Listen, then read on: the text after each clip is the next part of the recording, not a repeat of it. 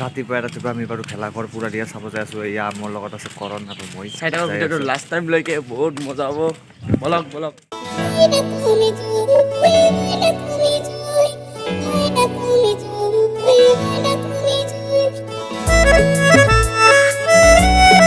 আহি পালোঁ, এটা মানুহ নাই বাৰু।